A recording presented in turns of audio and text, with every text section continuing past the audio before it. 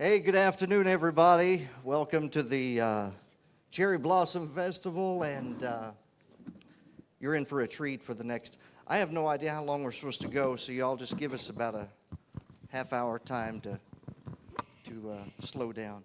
My name is Scot England. I'm from Nashville, Tennessee, and I've been wanting to interview this gal for a long time. And we're going to do it right here in Marshfield, Illinois. Marshfield, Missouri. I've been wanting to talk to you, too, because I'm a fan of yours. I've read books you've written. Yes. And Jeannie C. Reilly, I know to get ready for this interview, she's been smoking 3 packs a day. Oh, golly. No, let me tell you. I was a hypocritical closet smoker that nobody knew about, you know. I condemned other women. I'd see them smoking, and I'd think, hussy. But I would hide and do it. Really? Well, that was a lot of years ago. My 12-year-old grandson, who's now 37, air traffic controller in Lambert International at St. Louis, he walked in and caught me. The first time I didn't lock the bathroom door. I know God set him in there because I would have killed myself. When you're hiding to smoke, you suck them things all the way from your toes. Hurry and see what you get before somebody comes in. Well, he came walking in. I was the only person in his life that talked to him about Jesus, would pray with him, and would sing little songs. It's not. Nowhere in the Bible does it say, smoke and go to hell. But it does say to take care of the holy temple. And that was not doing a good job of it. Anyway, he teared up immediately. Came walking in. Big old gust of smoke hit him in the face. And he said, Grammy, now all the adults in my life smoke, and I never thought you would. Let me tell you, that was a dagger in my heart and twisted. I stood there and I told him, I said, I'll tell you what, buddy, I can't answer for what you just saw or anything in the past. But I'll tell you one thing, as long as the world turns and God gives me life and breath, I'll never take another draw off a cigarette. I never did, and I would take a bullet to the head before I would. All right. All right, before we get started here and I officially introduce this girl, let's just hear about 30 seconds of a little tune you might have heard, Jeannie C. Reilly. I think I know what that's going to be. Oh, that's a different one. Oh, that's not it. What was that one? It's Harper Oh, Valley. that's it. There we go. Different version. Not the one you expected. That's a live version. Right. Anybody know the words? Gene does.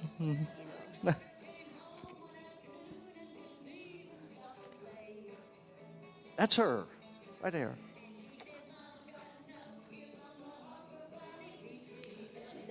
She knows them. Isn't that something? Jeannie C. Reilly, the Harper Valley PTA. Wow. Sold over 6 million records. Well, you know what? I was told that with the release of a movie by the same title, my book, From Harper Valley to the Mountaintop, when it came out, and the TV series, all added together, was like 20 million copies. Wow. I was told that by the producer, and it was printed until royalty time. Then it was more like you said. All right, now, 1968, you won the Grammy Award for Best Country Vocal Performance. Did you attend the Grammys? Oh, yeah, I did. I did. Do you remember who you met or anything? Oh, my, do I ever remember one thing. Because of the magnitude of that record, I had to go on after Jerry Lee Lewis. And that was the night he set his piano on fire. What do you do after that? I was not a hot act after that. Could have set the miniskirt on fire maybe, but all right, so you were also up for Record of the Year in all forms of music, and that usually goes to a pop or rock record. It went to #1 pop a week before it went to #1 country.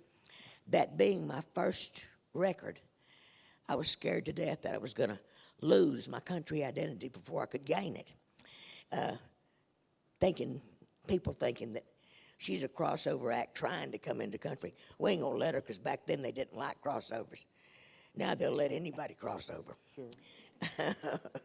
Well, at the Grammys that year, you won the country version, and then for all songs, you were up for it. You didn't win that one. And I thought, what song could have beat that out? Here were the 5 that were nominated for the Grammy that year. Bobby Goldsboro, Honey. That was awesome. Big one. Glenn Campbell, Wichita Lineman. Oh, yeah. A little group that you might have heard, the Beatles, Hey Jude. They did not win.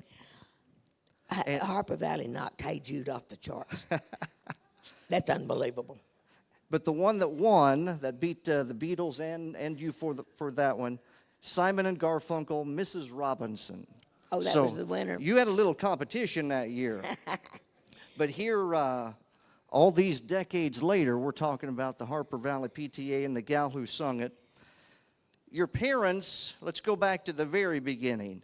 Your parents, I heard, picked cotton on their wedding day. My mother went to the cotton field the day before they married, and my dad picked cotton too, but she went in rollers. She had rollers in her hair, and her mother wondered, why did you leave the house with rollers in your hair? It wasn't until after the picking was over with, and the next day, that Mama and my daddy announced that they wanted to get married. Now she knew why she wore the curlers, because they went and got married and turned right around and went back to the cotton patch, and that's how they spent their honeymoon day. Wow. That night, they didn't have a place of their own, so they slept in one of my aunt's bedrooms. My aunt and her husband slept in the bed, and my mother and daddy slept with their feet under their bed. Wow. And I heard that even when the Harper Valley was #1, your parents, they kept their old phone number, the one on the wall, never changed it. 5091. And your fans would call and they would talk to them. And She got to know my mother, Nora Stevenson. She got to know people all over the country. Just today, when I was sitting at my table and people were coming by to get things signed, one lady had about 7 postcards and letters from my mother. really? I read a couple of them, and I took a picture of one that I didn't get to read. But she would get to know them personally. And she would tell them things like, pray for Jeannie. She hasn't been well lately, and I'm afraid she might have to retire, and I don't know how she'll make a living. And, you know, she got so personal with them, they felt like they knew her, you know. And that was my mother. Wow. She was always involved with people and said what she thought, you know. So you were from Texas, still live there today. I lived in Anson, Texas, just north of Abilene, 24 miles. Moved to Nashville in 1966 when my daughter was 6 months old, and lived there until 2012 when I married my childhood sweetheart. We dated when I was 13 and he was 15. After all those years, the Lord brought him back into my life. I got my first love back.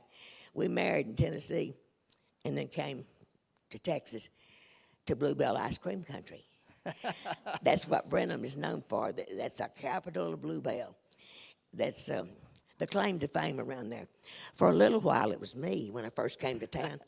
But let me tell you, I've been seen in Walmart too many times. I'm old hat around there. My designer, my clothes designer, I buy from Walmart. His name is Wally World. Wally World, all right. Is this Walmart? This is pretty fancy. No, my dear friend Sharon Evans over there in the pink and the white hair didn't know that I was wishing for a pink blouse to come to the Cherry Blossom Festival. And they had come to visit us, and she had bought this, realizing that according to the size, it would probably fit me. She came in, held that up, and I couldn't speak. She didn't know what was going on. I said, where did you get this? Do you know why you brought this? She didn't understand what I was talking about. I said, I needed something pink for the Cherry Blossom Festival. I didn't have another pink blouse except the one I wore here 4 years ago, and I didn't want to wear the same one. I did wear the same jewelry, though. So to get you from Texas to Nashville, I heard that Weldon Myrick played a role in that. He was a great, legendary steel guitar player. I knew him well. Back in Anson, Texas, I told you my hometown, near Abilene, my uncle, Johnny Moore, had a once-a-month jamboree. Johnny Moore and the Jones County Playboys. And Weldon Myrick was a cop in Big Spring. He would drive the 100 miles to Anson, the 100 miles back to Big Spring for $100 just to play steel, to have the opportunity. When he moved to Nashville, he almost immediately got a job playing for Bill Anderson. Shortly after that, Bill Anderson discovered Connie Smith. And I got a letter from Weldon Myrick, and he said, Bill has just discovered this young housewife. He said, I don't know why, but for some reason, she really reminds me of you. I think he might have been talking a little more about the spirit than looks or whatever. She was always prettier than me. But anyway, he said, I believe if you'd keep at it, keep trying your best, that you might do as well someday. That's what got me to Nashville. My uncle took me, but it was the letter from Weldon Myrick that sealed the deal, and I decided I was going to go. So my ex-husband, who's still like a daddy to me, we're still friends, he found his soulmate in 2000, 12 years before I married mine again. But anyway, not again, first time for him. I was married to Mickey Reilly twice. So I've actually had 3 husbands, and one of them twice. You know what I used to do on my shows when I'd introduce the band? Mickey Reilly was my driver. A lot of times he'd be asleep resting up in the bus, but a lot of times he'd be backstage, and I could see him. So after introducing the band, I'd tell the crowd, I said, both my husbands are here tonight. I said, I would like for you to meet them. And they would look so shocked. And I would make him, he had no choice. He would come out and wave at the crowd. And they would look around for the other one. And I'd say, I married him twice. He's both of them. Well, I knew that Weldon played a role in. I worked with Weldon's wife, Judy, at the Ernest Tubb Record Shop for a number of years. And anyway, I want to show you. I love David McCormick. Yeah, Dave's great. Great friend. So, can y'all see that girl? You still have that motorcycle? Yeah. I remember that. I used to wear that outfit to church. I bet you did. I bet they were praying for you. And the preacher kicked me out. It wasn't Brother Inman. Don't think anything about him doing that. You had a look like Ann Margaret back then. Did you ever get compared to Ann Margaret? I got replaced by her one time. Really? I loved Bob Hope. One of the finest people I ever met in my life. I remember one time the Honor America Day that took place toward the tail end of the Vietnam War in Washington, D.C.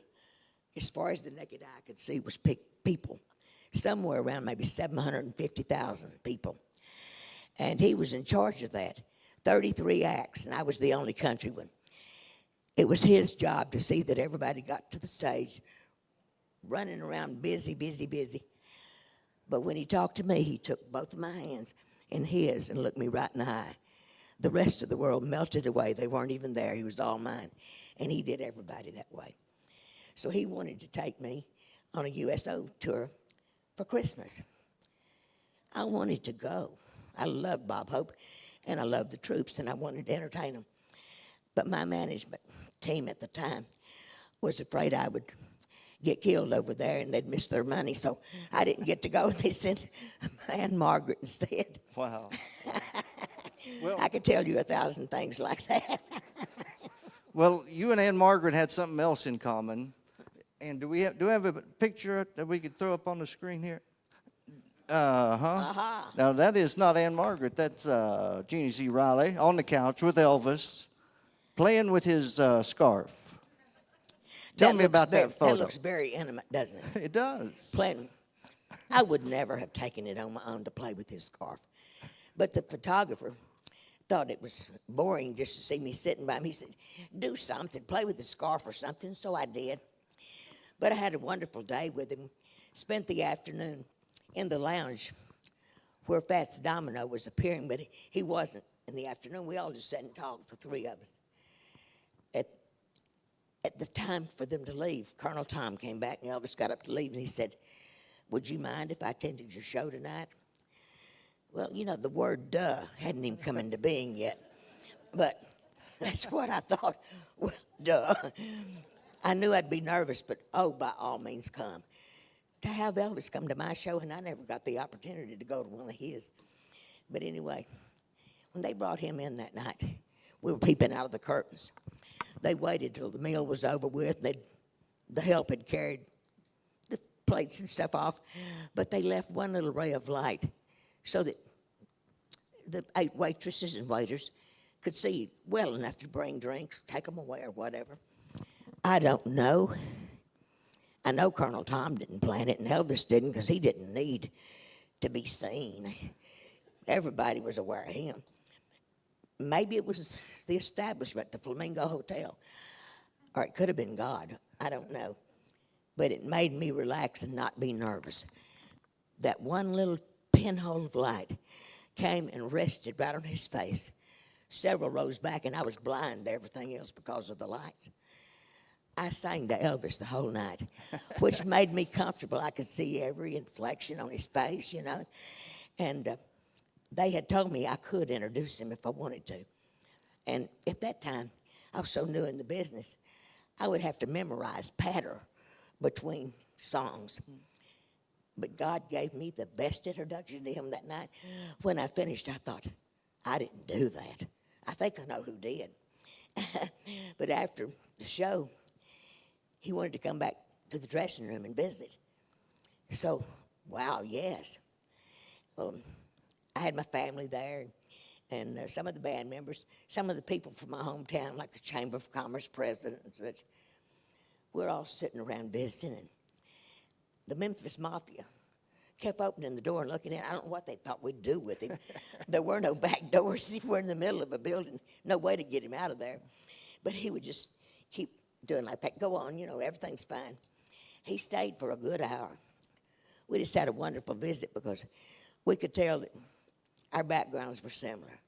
Poor people, religious background, you know, you name it. But anyway, when it came time for him to leave, shortly before he left, he asked me if he could use my restroom, which answered a question. I always wondered if somebody like him would even have to go.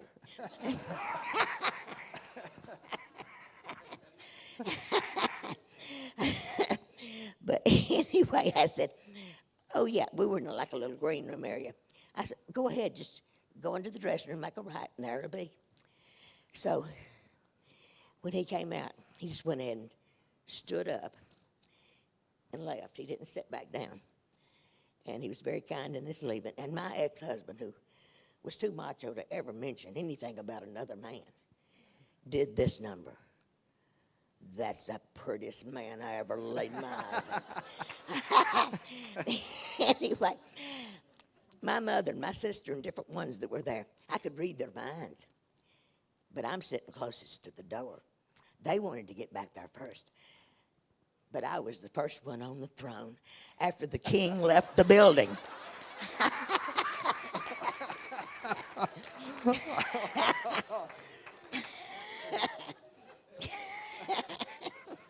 Yep. Hey. All right. All right. Here's a little album. You know what I'm gonna do here? You're gonna sign this one after for me. So this is the way they were marketing Jeannie C. Reilly back in the day. See, you got the album, but then You got the centerfold there. Look at that. There's two things about that, Scott. Tell that me I'll comment. about it. That was the first fold-out album in country music. But it was also a reverse negative. I didn't know till I saw that picture that my face was crooked, because I was used to the way it looked in the mirror. But my hair I always did to the right, but you can see it's to the left. And my face right there, a little bit's falling down. I think, wow, it looks different like that. I never noticed it in the mirror. Different, the part on the other side. So when they're marketing you like that, man, we're talking 68, 69, 70. You're different. I mean, Tammy Wynette's beautiful, Loretta Lynn's beautiful. But they're not dressing like that. They're not wearing I mini didn't want skirts. to. So what are their reactions? What's Loretta and Tammy and Kitty Wells' reaction whenever you come out in the mini skirts? Loretta, Tammy, and Kitty Wells. Yeah. Never anything bad. Never anything bad. But don't ask me about some of the ladies at the Grand Ole Opry. What were some of those reactions? Oh, through the years, I've been treated really bad. I've been sitting at tables with one of the icons of country, eating dinner out at Billy Walker's house. It's about nearly everybody from the Grand Ole Opry was there. By the way, Opry membership was offered to me by Bud Wendell, the general manager at the time. Unknown to me, my management team had been called into a meeting with him. He offered membership. They turned it down, but why didn't they say something like, well, she's so busy, we can't tie her down to 32 appearances a year. But no, they said something like this.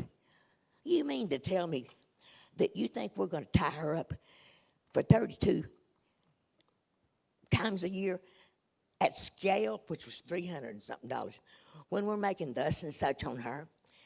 And then they went on to say, she's bigger than the Grand Ole Opry. She's on all these network TV shows. We think that the association would hurt her. I didn't even hear about that for about a year. But God bless Bud Wendell and the general managers who followed. Somehow they knew that those guys spoke from their pocketbooks, not my heart. They never quit booking me. The last time they booked me was at the Ryman with Ray Price, 3 months before I married my husband, Billy Starnes, and moved here in 2012. I moved to Brenham. So they never stopped booking me, but my one chance to become a member wasn't allowed. Turned down on my behalf, and I wasn't even there. That was the reason I went to Nashville. Mm-hmm. Well, Although, I got to tell you this. Buck Owens and Merle Haggard, they were my men. My ex-husband came in one day. I was washing dishes. The radio was behind me. Merle Haggard was singing, and literal tears were hitting my dishwater. He said, what's wrong with you? I said, I just want to go where that voice is coming from, where that music's coming from. He didn't react. I didn't think he paid that much attention. The next day he came in. He worked for the Texas Highway Department. He came in and said, start packing. I turned in my notice today. We're leaving in 2 weeks to chase your dream. Wow. And that's what we did. We got to Nashville, and I found out, oh, Merle and Buck, they're in Bakersfield.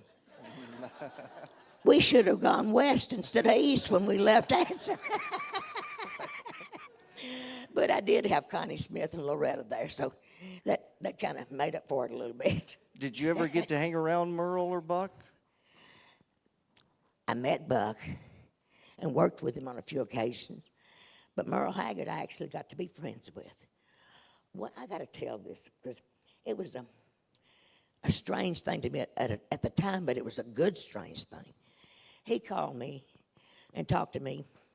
I was living in Franklin, Tennessee. He was out in Palo Cedro, California. He called and talked to me for nearly 3.5 hours. And I'm thinking, you could be writing a song. You could be playing the fiddle. You could be playing the guitar. You could be fishing. Why me? The Lord revealed to me that he's got this giving spirit that he doesn't want people to realize. He did that because he knew what a fan I was. because I had told him when I met him, the first DJ convention I ever attended. Didn't even tell him that I wanted to get in the business. I just met him to tell him that I'll forever be your biggest fan. And he and Bonnie Owens remembered that 2 years later when I won the record of the year. I couldn't believe they remembered me. I walked up to introduce myself, and they laughed and said, "We saw you at the Capitol Records show at the DJ convention 2 years ago." I couldn't believe Merle Haggard remembered me from then. But anyway, all those years later, calling me, talking to me that long when he could be doing something else, the Lord just seemed to say to my heart, He knows how much it means to you. He did that for you more than for him. I thought that was pretty neat of him. Absolutely. He did send me, he sent me My House of Memories, his book, signed it to me, stuff like that. If somebody had told me when I was first aware of him, back in Anson, Texas, before I went to Tennessee, I think I might have died of shock.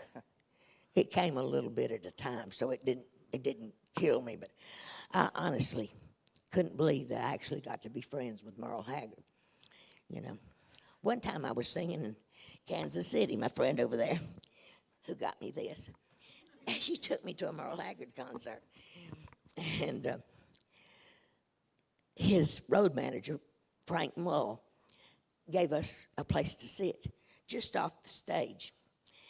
Some of the audience could see us, but most couldn't, and neither could Merle because the lights were blinding him. So he did his show, wonderful as usual. The last number, he looked around and he said, "A dear friend of mine is here tonight. I want to dedicate my last song to her. Jeannie C. Reilly, this is for you." And then he sang, "Today I Started Loving You Again."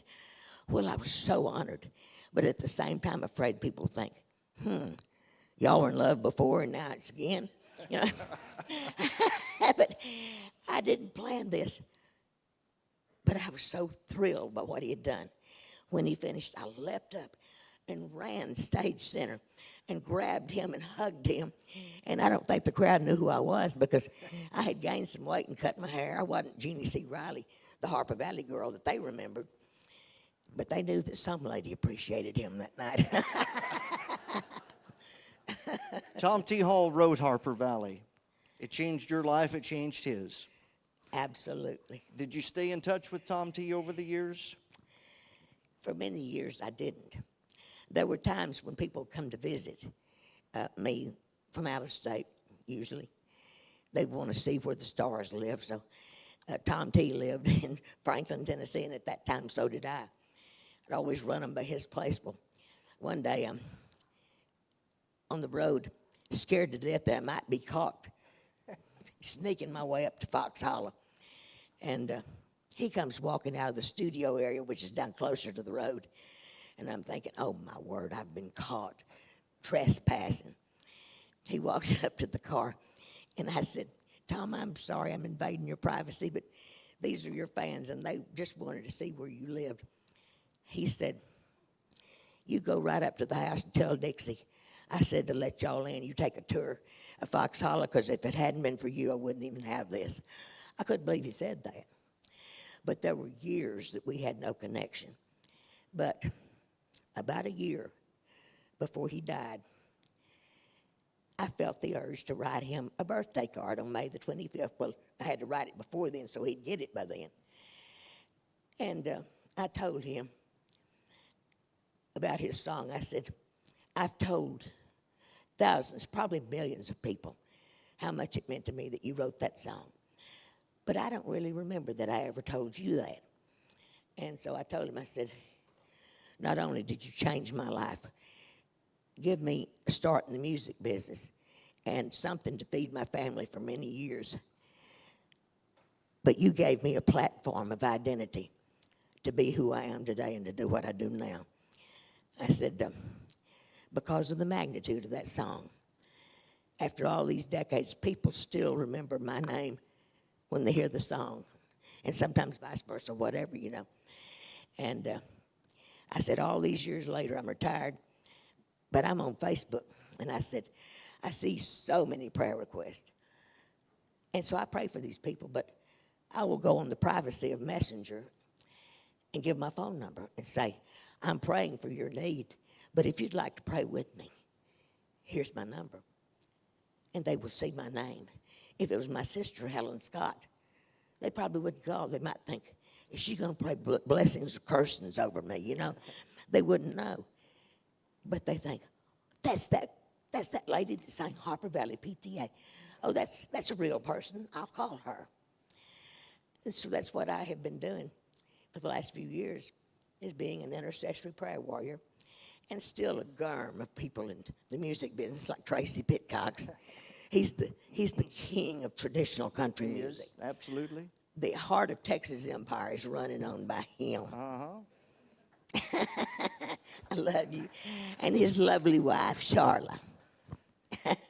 And your grandfather was very religious. He was a big influence on you in your life. My grandpa was an uneducated Nazarene minister. He got saved. Prior to that, he wasn't a big old bad boy, but he drank and he did a few things that he felt convicted by. He got saved, made a big difference in his life.